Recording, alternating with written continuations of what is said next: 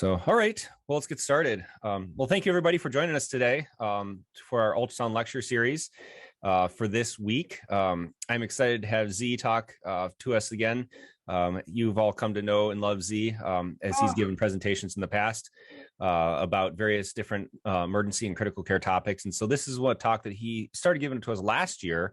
And I'm excited to hear it again this year about cardiopulmonary interaction. I can't think of anyone better to give this talk than an intensivist and a pulmonologist. And so with that being said, I'm going to get out of the way and turn things over to Z and let you take it away and go ahead and tell us about what you have to say today. Thank you, Matt. So I'm glad to be here again. This is going to be a little bit of a physiology loaded topic. So, and here are my disclosures, disclaimers, and objectives. So as far as disclosures, nobody's paying me to talk. Nobody's going to pay me for what I say. As far as disclaimers, this I borrowed from South Park. All characters in this presentation, even those based on real people, are entirely fictional. This will become apparent why in a couple of minutes. And finally, the objectives. So we're talking about the effect of pulmonary pathology on cardiac point-of-care ultrasound, the effect of cardiac pathology on pulmonary care point-of-care ultrasound. Of course, I'm not going to address all possible scenarios, but some interesting ones. And then the interaction between the heart and the lung in disease states.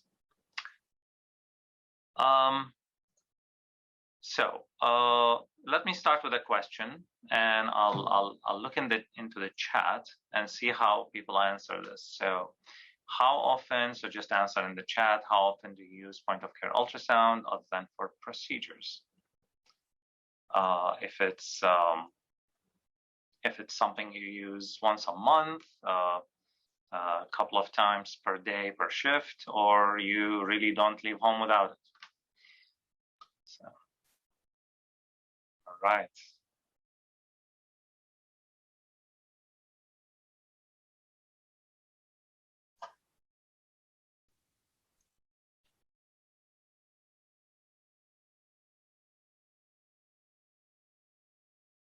All right, if Diane is going to put in an answer, I would be surprised.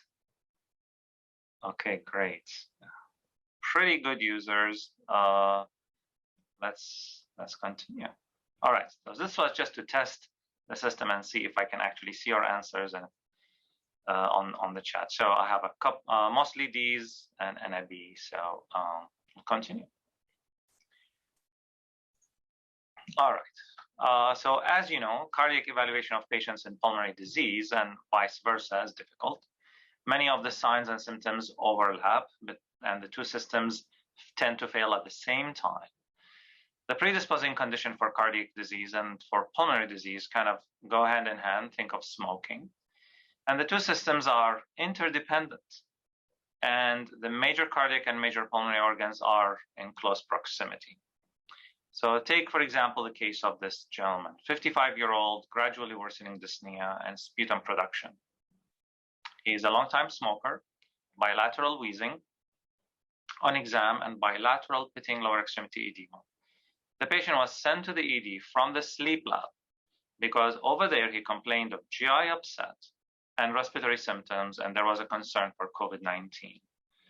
Other than a history of COPD and diabetes, recent indigestion, the patient has no significant past medical or surgical history, and a rapid COVID test is negative. The patient is admitted to the clinical decision unit, the CDU. All right. Imagine a medical student is seeing the patient and is worried about the possibility of bilateral pneumothoraces. The reason is because she can't find any lung sliding, scanning the patient anteriorly. Imagine that the student finds you and shows you this image up here and an M mode that accompanies it.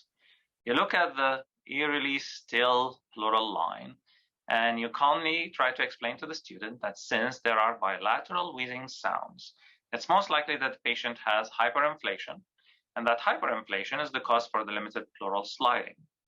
That's noticed on the video. The student exhales You order a chest x-ray and you both wait for the image. You're feeling a little bit tachycardic yourself, wondering if the patient really indeed has a pneumothorax. And while you're waiting for the x-ray, a question comes up. So the question here is, the white horizontal A lines presented here in red that are formed below the pleura are formed by ultrasound reflections inside the pleural, inside the lung space. Is this true or false?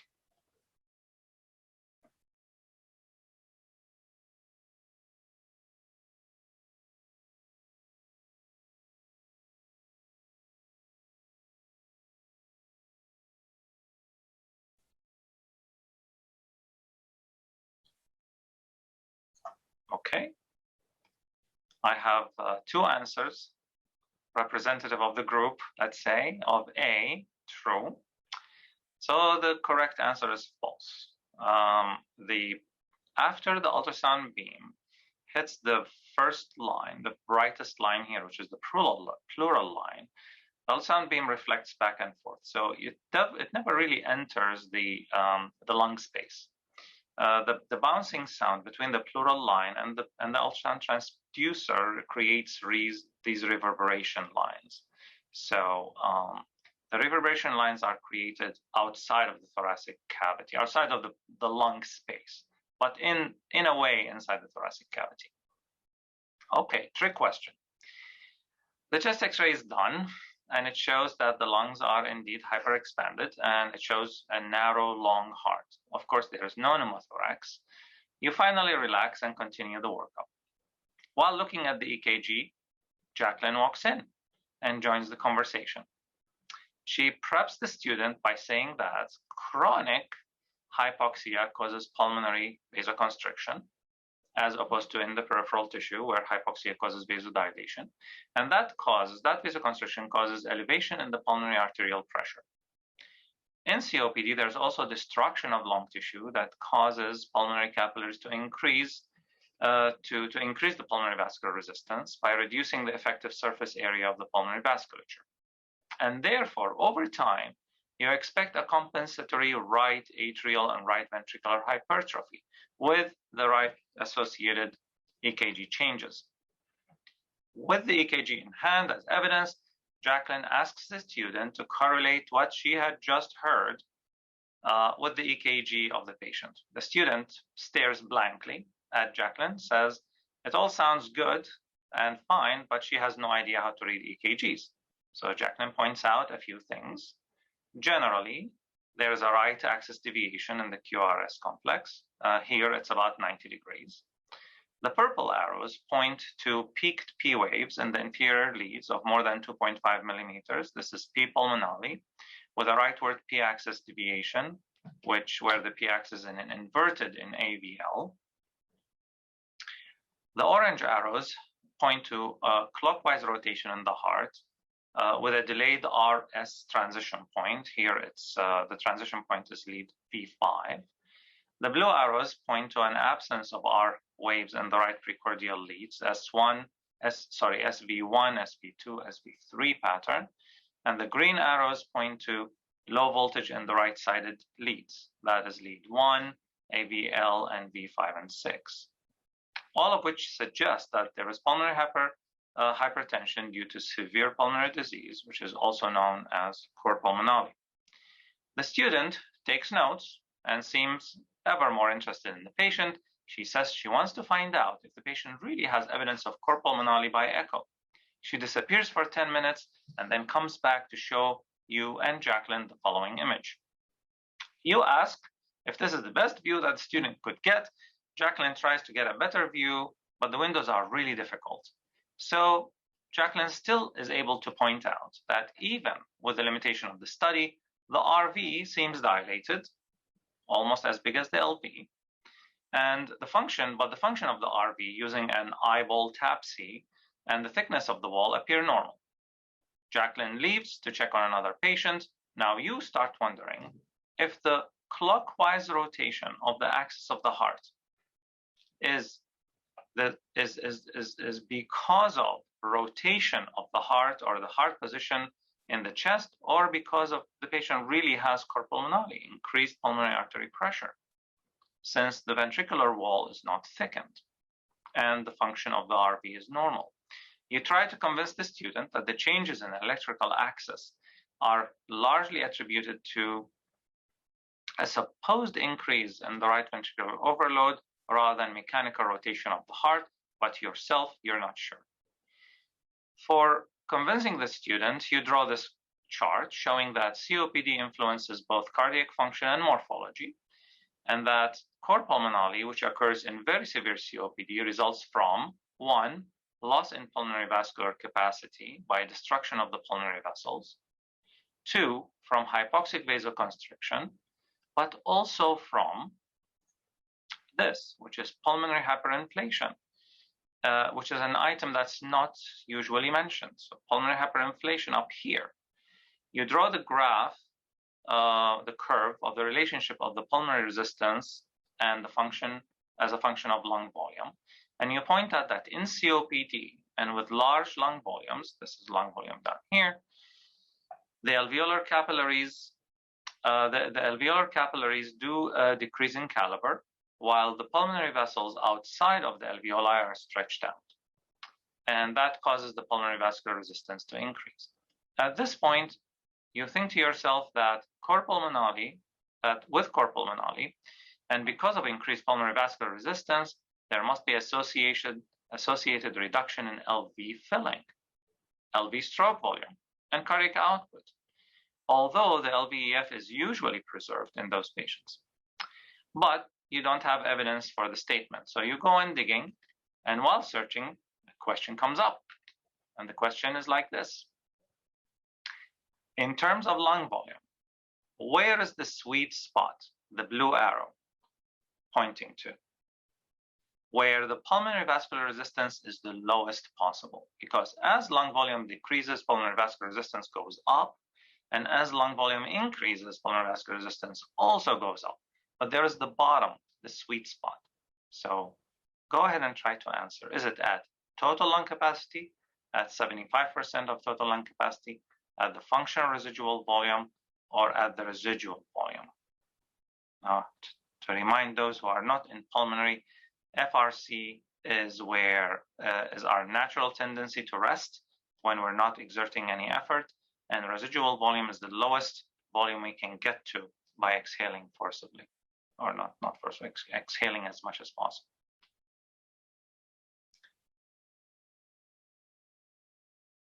So anybody?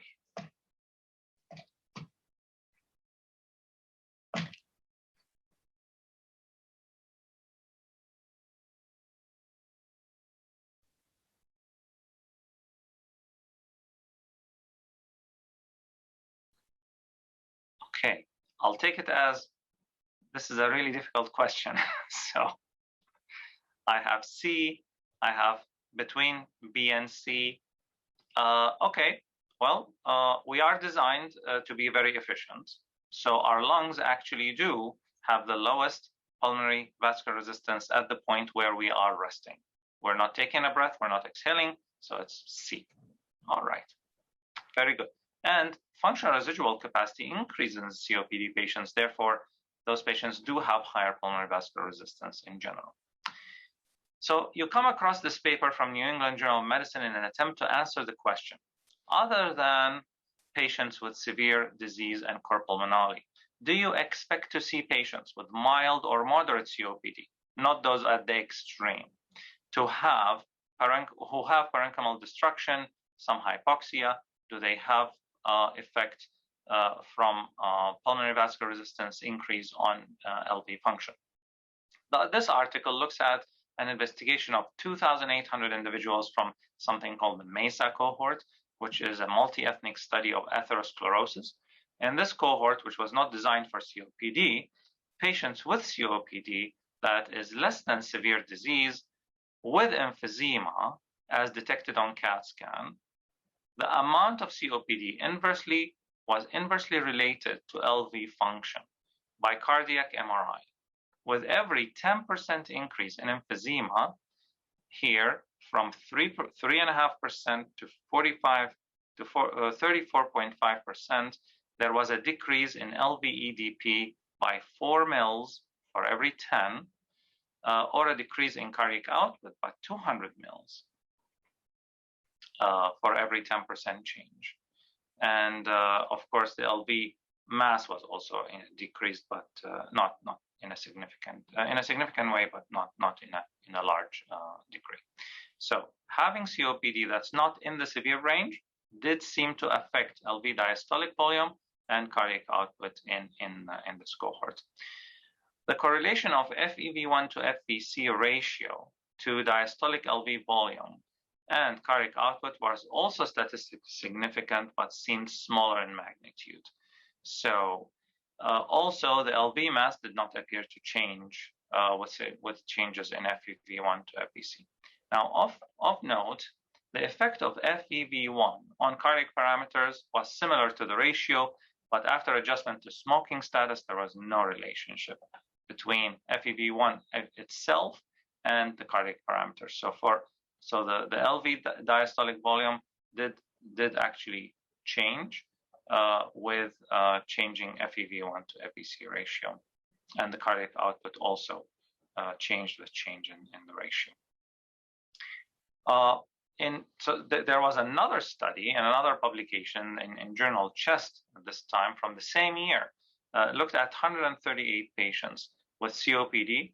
The size of the cardiac chamber decreased by increasing COPD gold stage. In addition, there was an increased risk for LV diastolic dysfunction, so relaxation and filling, and those worsened so there was worsening in RV dysfunction measured by the TI index by echocardiography. Surprisingly, in this study, the PA pressure did not seem to be affected by the severity of COPD per gold stage. So, in the same study, the study used a ratio called the inspiratory capacity to TLC ratio, which is a measure of hyperinflation. In our lab, we use RV to TLC. In this study, they used inspiratory capacity to TLC, and the relationship showed strong association between cardiac chamber sizes to the ratio. Note that the IC to TLC, in IC to TLC ratio, the lower the ratio, the worse the hyperinflation.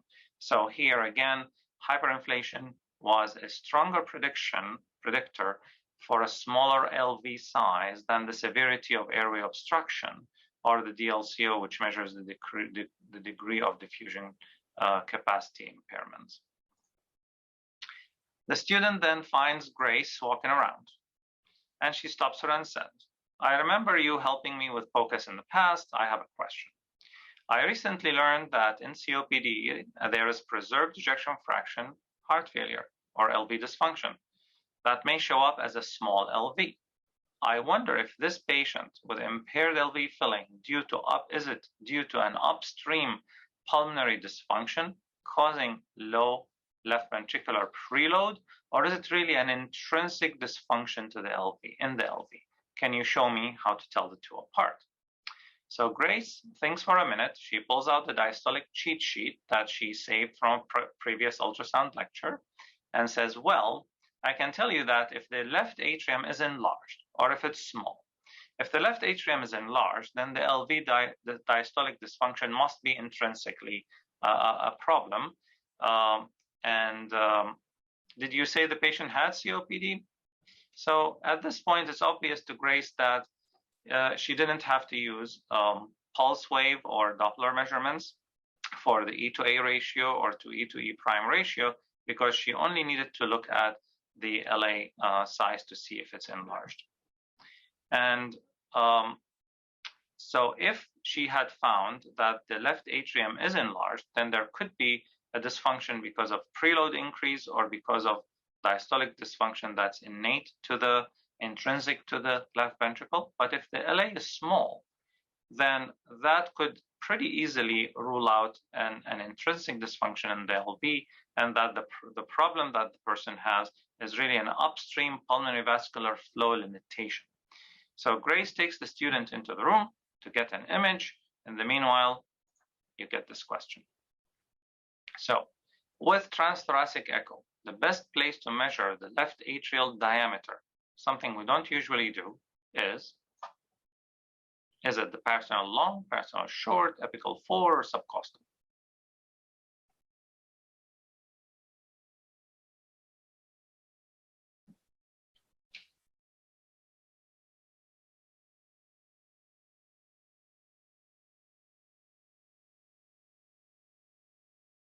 So left atrial diameter.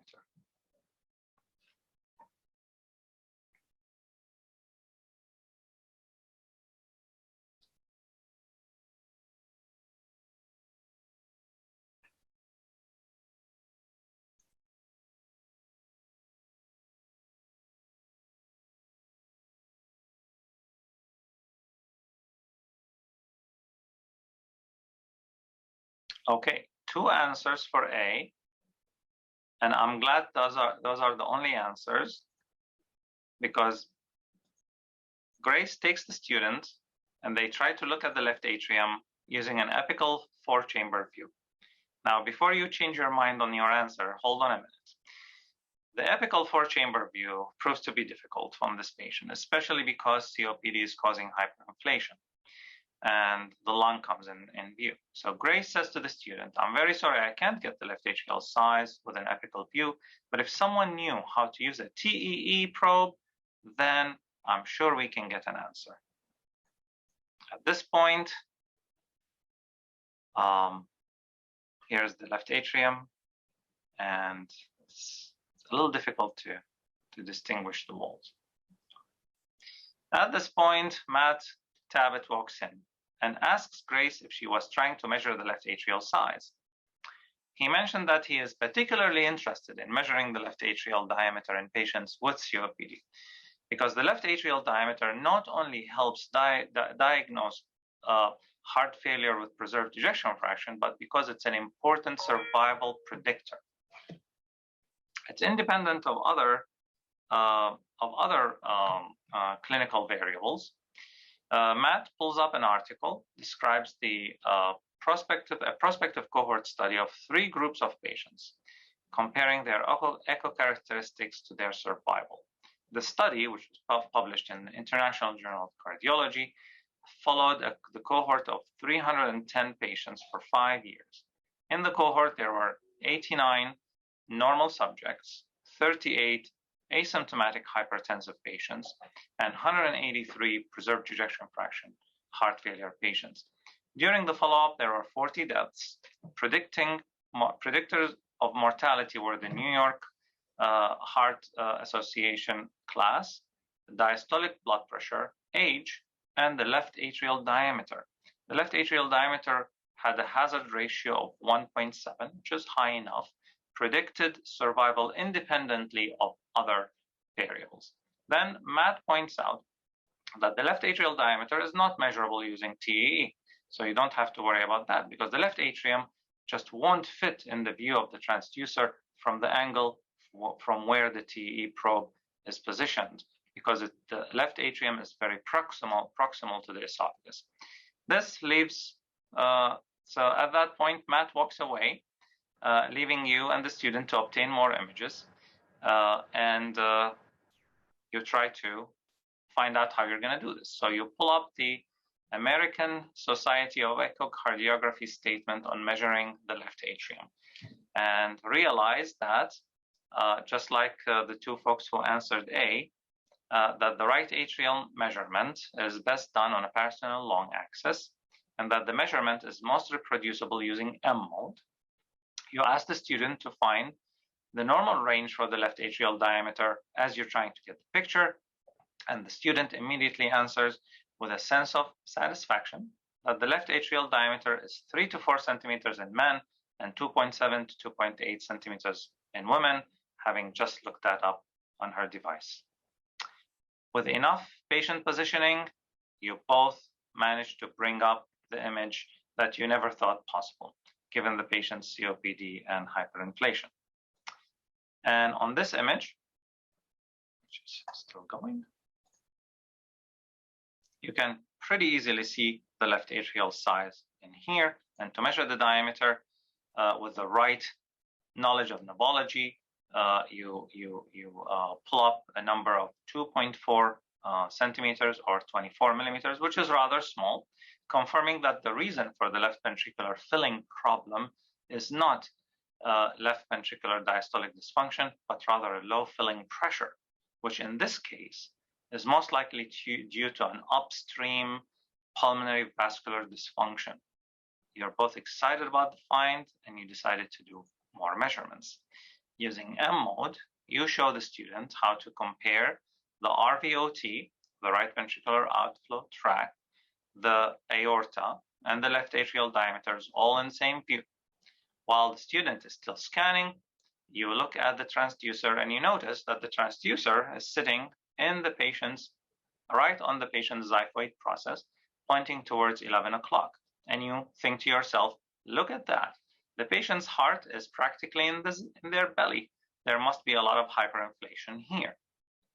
At this point, you decide that a small left atrium can be because of the patient dry status. You ask for an LR bolus and you try to find your way out of the CDU. An hour later, the patient's hypoxia worsens. You suspect volume overload. The medical student on the cardiology team walks by looking for an interesting case for a case presentation conference that he has. You point them to the patient and ask them if they knew how to assess for volume overload using point-of-care ultrasound.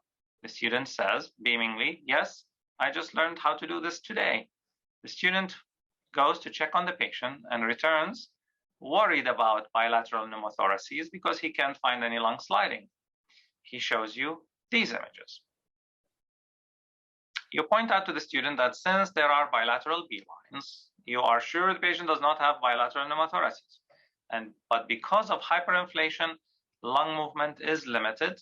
However, you order a chest X-ray, just thinking maybe the patient had blossomed consolidations from a pneumonia that was hidden on the previous X-ray, or if you wonder if the B lines are those or high pressure pulmonary edema, and the volume bolus was not the right thing to do. Waiting for the X-ray, question comes up. See, the white vertical B lines, the red arrows, originating at the pleural line are formed by sound reflections in airway fluid, right? These B lines. True or false?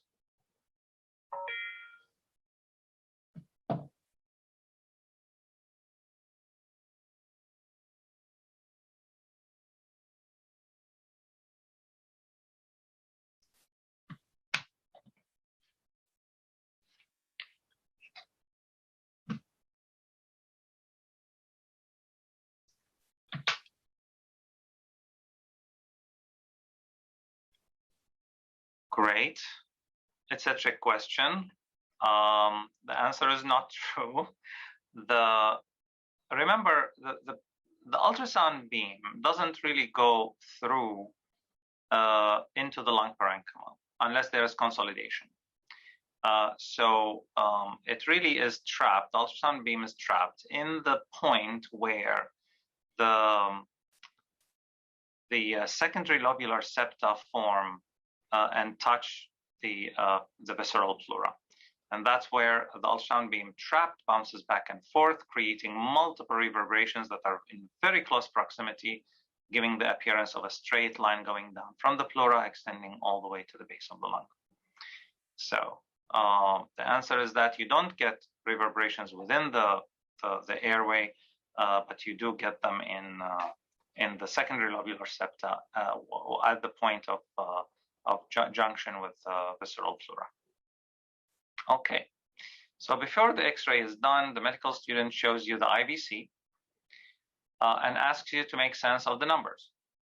You share that with an absolute IVC diameter of more than 2.1 centimeters and a collapsibility that is less than, so from 2.8 to 2.09, less than 35% during inspiration, the estimated PA pressure most likely is more than 15 centimeters. So you're talking about very high CVP. And since an acute increase in the right atrial pressure can be seen with pneumothoraces, you feel slightly tachycardic yourself, and you wonder when are the X-ray folks going to arrive. The X-ray is done. And you compare the X-ray to what you remember from an hour ago.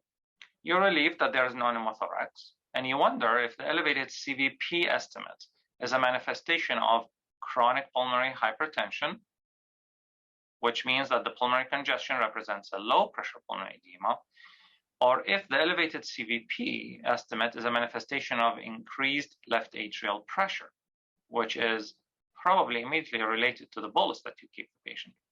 You try to stop the fluid bolus, but it's too late.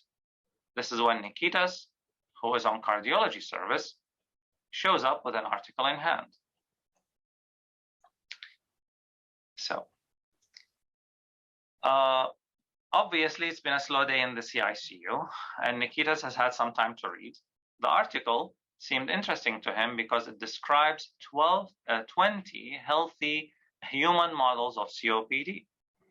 In this study, 20 subjects with no previous lung disease were subjected to one or a combination of respiratory stressors to create mechanical changes similar to what you expect to see in COPD.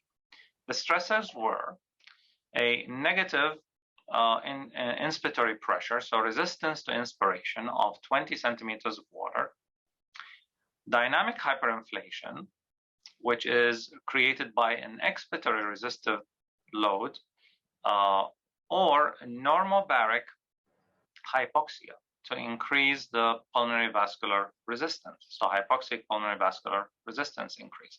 This is where you have the patient inhale oxygen that's less than 21%.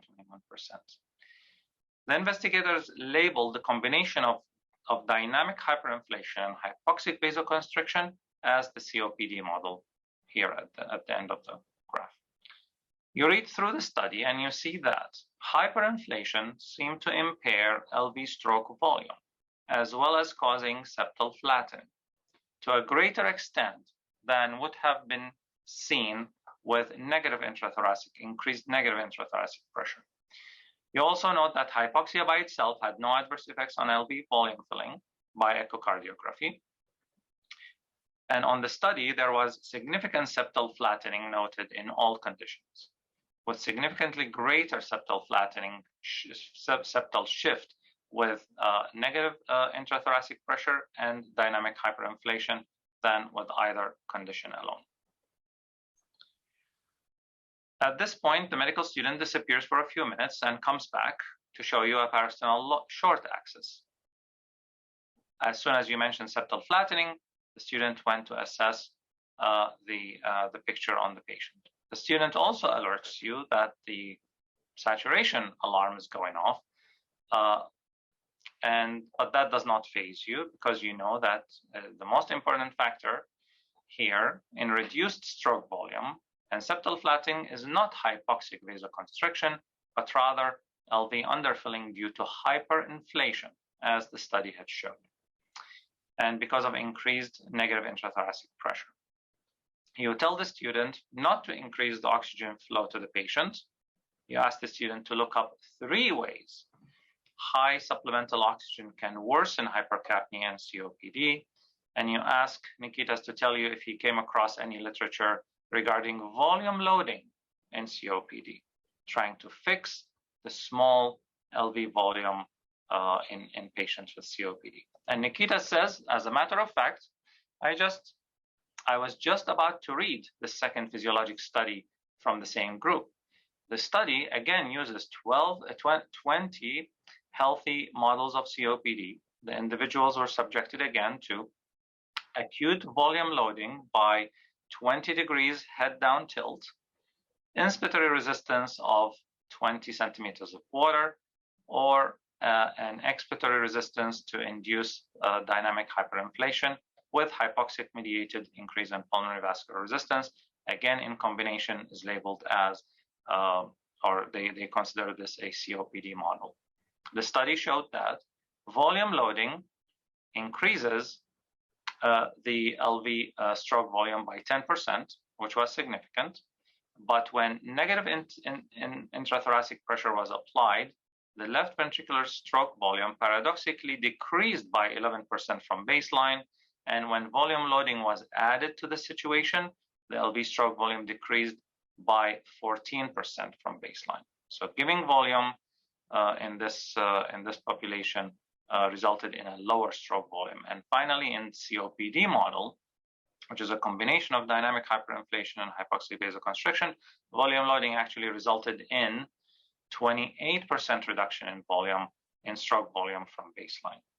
While it seemed paradoxical to you that the stroke volume would decrease volume loading, Nikitas shows you images from the same article that explains how this happens because of septal flattening that occurred worst in volume loading in COPD model, both during systole and diastole.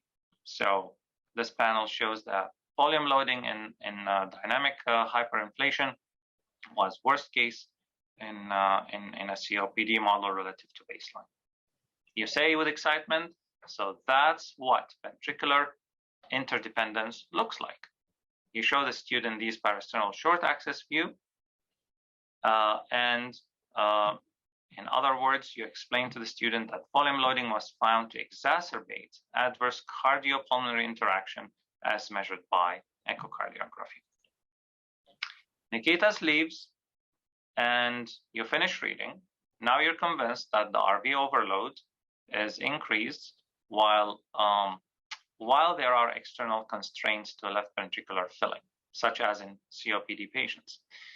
Acute volume overload or loading, just the 1 liter of LR that you gave the patient appears to paradoxically reduce left ventricular stroke volume, but does that explain the pulmonary edema? Is there a significant increase, still the same question, is there a significant increase in LVEDP? You grab the ultrasound, you approach the patient again, determined to answer the question, but now the patient, who looks apprehensive, looks at you with beads of sweat on his forehead. He says, "Doc, if you're going to use that ultrasound again, please don't push too hard. My stomach is quite upset, and I'm afraid I'm going to throw up." You carefully look at the heart, the parasternal long axis view, and you notice this. So, just a minute.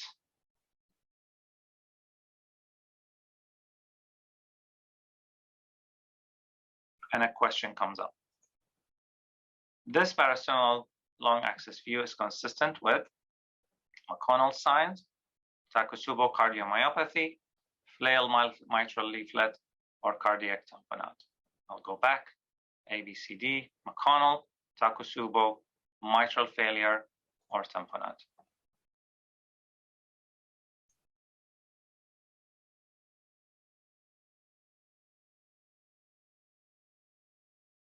And that's the best picture you're going to get on this patient.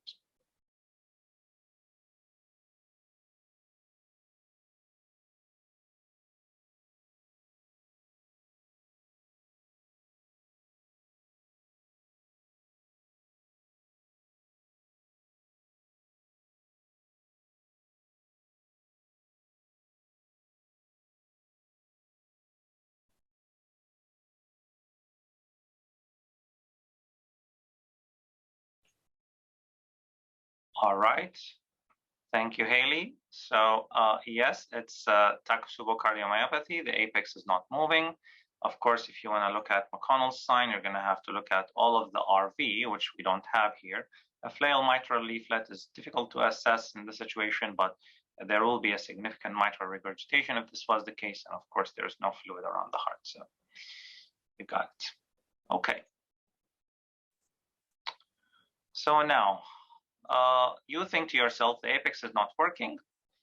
You didn't notice this before.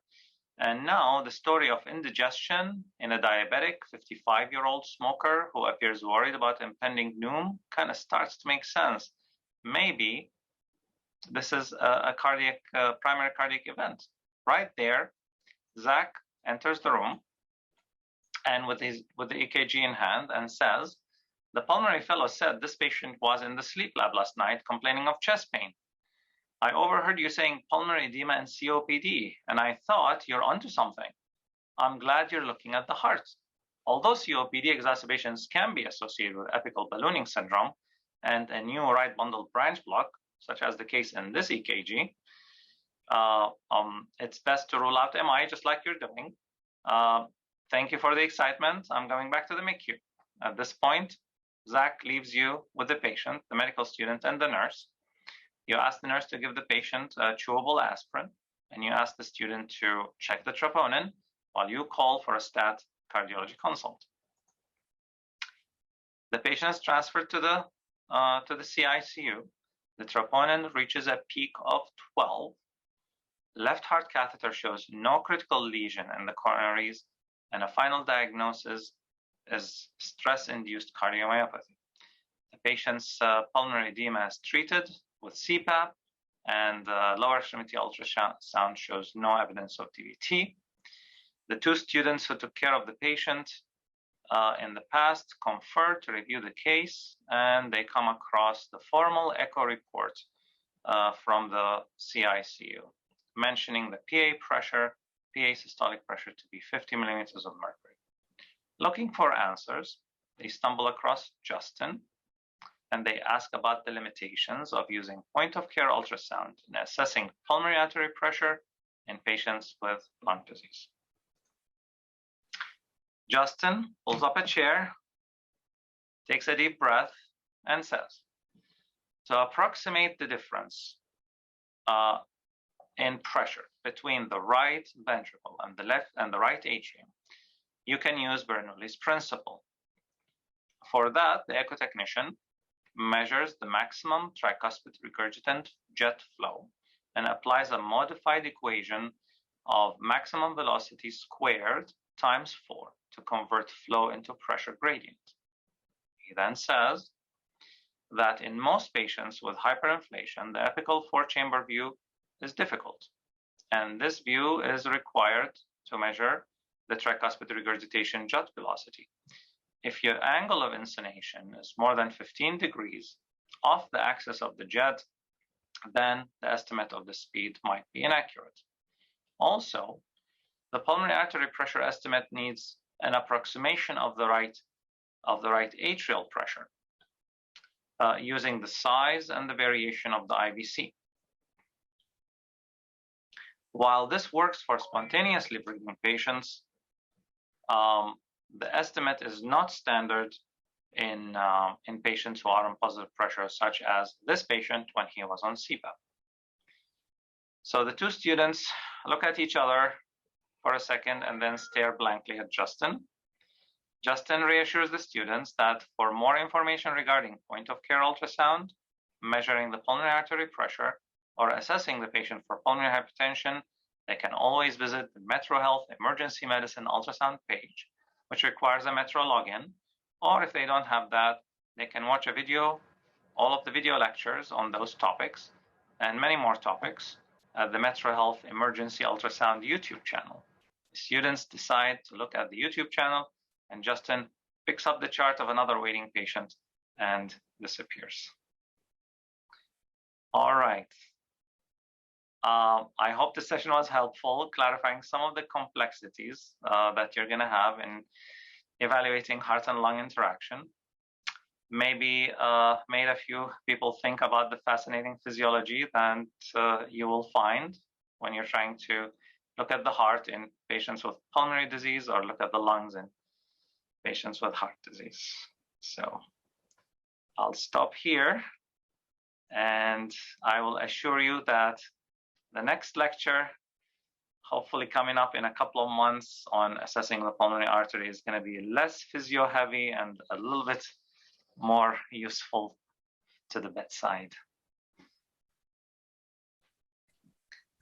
Well, thank you very much, Z. I appreciate you taking your time to present this to us. Does anybody have any questions for Z regarding the information that we talked about today?